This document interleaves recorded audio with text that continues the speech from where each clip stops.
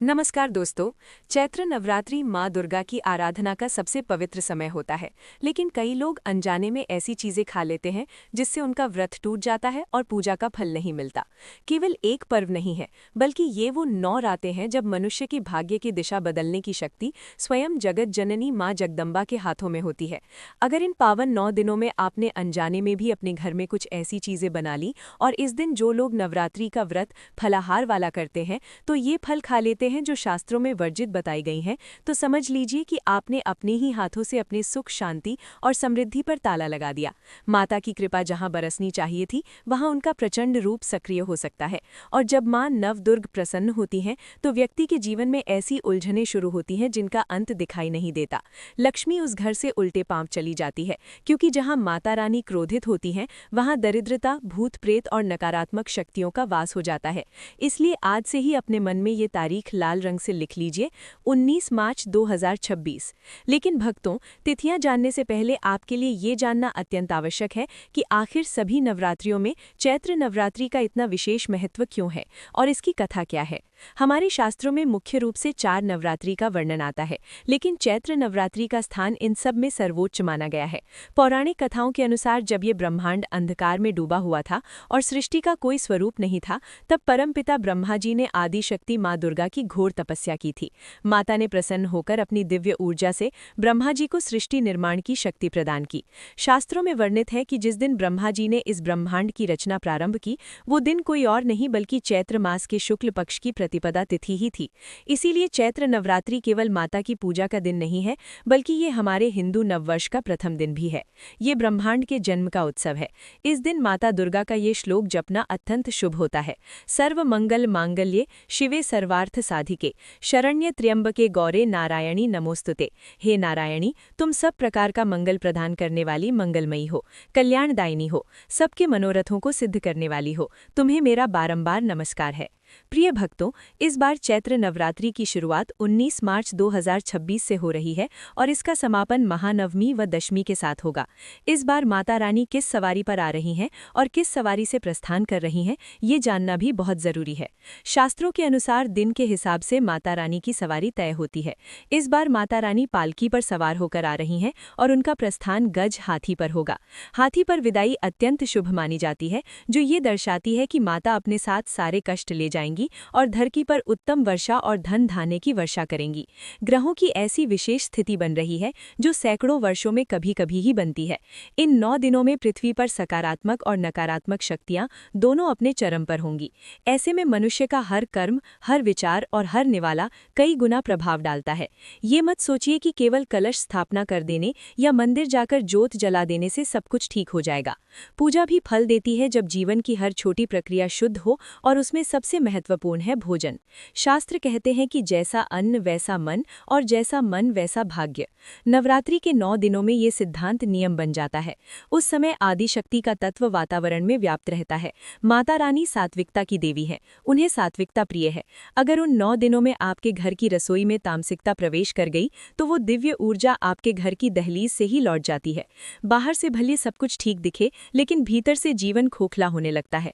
अचानक खर्च बढ़ने लगते हैं, बिना वजह नुकसान होने लगता है, घर में कलह बढ़ती है और मनुष्य समझ ही नहीं पाता कि आखिर गड़बड़ कहाँ हो रही है। अब प्रश्न उठता है कि आखिर ऐसी कौन सी चीजें हैं जो देखने में तो साधारण सब्जियां लगती हैं, लेकिन नवरात्रि के 9 दिनों में जहर के समान प्रभाव डालती हैं। आयुर्वेद और प्राचीन ग्रंथों के अनुसार कुछ खाद्य पदार्थ ऐसे होते हैं जिनमें तामसिक गुण अत्यधिक होते हैं।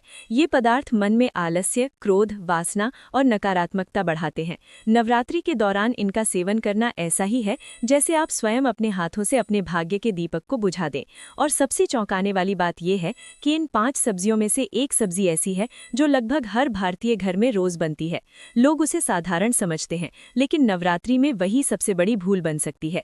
यही कारण है कि कई लोग पूजा भी करते हैं, 9 दिन का व्रत भी रखते हैं, फिर भी जीवन में लगातार संघर्ष झेलते रहते हैं, क्योंकि अनजाने में उनसे वो गलती हो जाती है जिसका दुष्प्रभाव तुरंत नहीं बल्कि धीरे धीरे सामने आता है।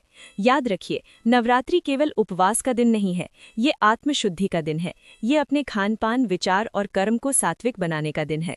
उन 9 रातों में आप जो भी बनाते हैं, जो भी खाते हैं, वो सीधे आपके भाग्य खाते में दर्ज हो जाता है। इसलिए लापरवाही मत कीजिए, क्योंकि बात सिर्फ स्वाद की नहीं है, बात आपके घर की सुख शांति, आपकी आर्थिक स्थिति और आपके आने वाले कल की है। आगे मैं आपको विस्तार से बताने वाला हूँ कि वे कौन सी 5 सब्जियां हैं जिन्हें इन 9 दिनों में भूलकर भी रसोई में नहीं लाना चाहिए।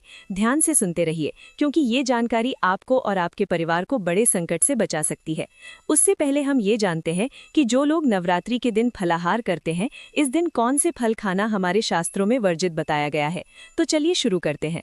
देवी भागवत पुराण में स्पष्ट लिखा हुआ है कि नवरात्रि के 9 दिनों में ऐसे किसी भी फल या आहार का सेवन नहीं करना चाहिए जिसमें बीज हो, भारीपन हो या तामसिक गुण अधिक हो, क्योंकि इन पावन रातों में देवी तत्व पृथ्वी पर सक्रिय रहता है और माता सात्विकता की देवी है। जिन फलों में अधिक बीज होते हैं वे रजस और तमस गुण को बढ़ाते हैं। ये मन को चंचल बनाते हैं, विचारों में अस्थिरता लाते हैं और साधना में बाधा डालते हैं। इसी कारण सबसे पहले बात आती है अमरूद की। अमरूद में असंख्य बीज होते हैं। नवरात्रि के दिनों में इसका सेवन करने से मन की शुद्धता भंग होती है, इसीलिए इसे त्यागने का विधान है। इसके बाद अनार आता है। अनार देखने में जितना सुंदर लगता है, भीतर उतने ही अधिक बीज होते हैं। शास्त्रों की दृष्टि में ये भी वर्जित फल माना गया है। पपीता, तरबूज और खरबूजा, इन तीनों फलों में भी बीजों की अधिकता होती है, इसलिए नवरात्रि के 9 दिनों में इनका सेवन नहीं करना चाहिए। इसलिए नवरात्रि के दौरान सबसे उत्तम आहार वही माना गया है जो हल्का, सात्विक और सरल हो, जैसे केला, सेब, नाशपाती, शकरकंद, सिंघाड़ा, साबूदाना, दूध और दूध से बनी सात्विक चीजें। याद रखिए, ये नियम डराने के लिए नहीं बनाए गए हैं, बल्कि भक्त की रक्षा के लिए बनाए गए हैं। जिस दिन पूरा ब्रह्मांड देवीमय होता है, उस दिन अगर हमारा आहार भी सात्विक हो जाए तो जीवन अपने आप सुखमय होने लगता है। और जब जीवन सात्विक होता है, तब दुख, दरिद्रता और बाधाएं स्वयं रास्ता छोड़ देती हैं।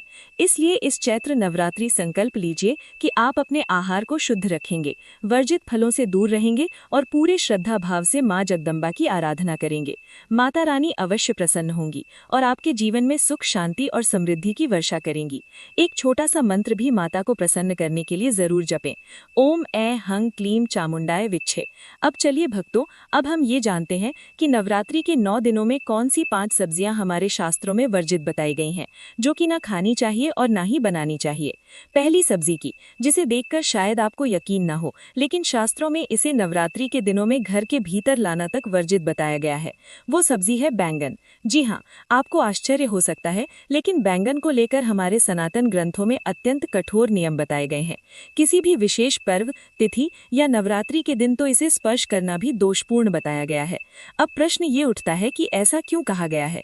इसके पीछे केवल आस्था नहीं, बल्कि गहरे आध्यात्मिक और व्यावहारिक कारण छिपे हुए हैं।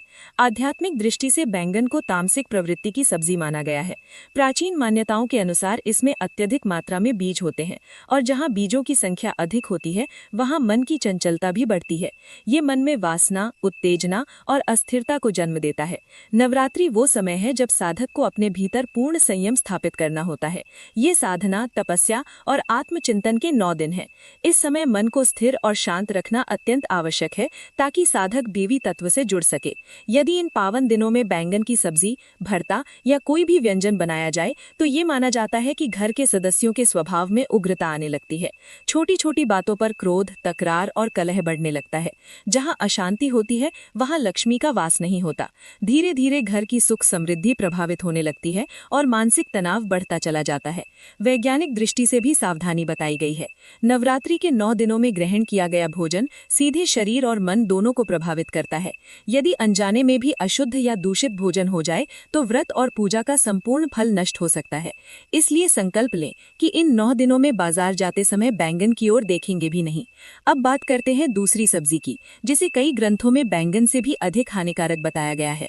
ये सब्जी राहु के प्रभाव से जुड़ी मानी जाती है और साधना में बाधा उत्पन्न कर सकती है। ये सब्जी है मूली। सुनकर आपको आश्चर्य हो सकता है, क्योंकि मूली को तो सामान्यतः स्वास्थ्यवर्धक माना जाता है, लेकिन यहाँ विषय केवल स्वास्थ्य का नहीं है, बल्कि ऊर्जा और वातावरण का है। मूली मूली तीव्र गंध वाली सब्जी मानी जाती है। शास्त्रों में कहा गया है कि जिस भोजन में अत्यधिक तीखी गंध हो वो तामसिक और राक्षसी प्रवृत्ति का होता है। नवरात्रि की रातों में सूक्ष्म जगत में अनेक प्रकार की सकारात्मक शक्तियां सक्रिय रहती हैं। जब घर में मूली काटी या पकाई जाती है तो इसकी गंध पूरे वातावरण में फैल जाती है और ये गंध सकारात्मक ऊर्जा को कमजोर कर देती है। घर का वातावरण भारी और अशांत हो जाता है। शास्त्रों के अनुसार माता को शीतल प्रकृति वाली वस्तुएं प्रिय हैं। मूली की तासीर उग्र मानी जाती है। यदि इन 9 दिन में मूली की सब्जी, मूली के पराठे या सलाद बनाया जाए तो इसे रोगों को आमंत्रण देने जैसा माना गया है। ऐसा भी कहा गया है कि इस दिन मूली खाने से बुद्धि भ्रमित हो सकती है और व्यक्ति ऐसे निर्णय ले सकता है जिनका पछतावा उसे लंबे समय तक करना पड़ता है। सोचिए, क्या आप चाहेंगे कि आपकी एक छोटी सी भूल आपके पूरे वर्ष की मेहनत पर पानी फेर दे? बिल्कुल नहीं। अब एक अत्यंत महत्वपूर्ण बात समझना आवश्यक है। बहुत से लोग ये मानते हैं कि हम व्रत नहीं रख रहे हैं, इसलिए इन नियमों की आवश्यकता नहीं है। ये सोच पूरी तरह गलत है। चैत्र नवरात्रि का प्रभाव केवल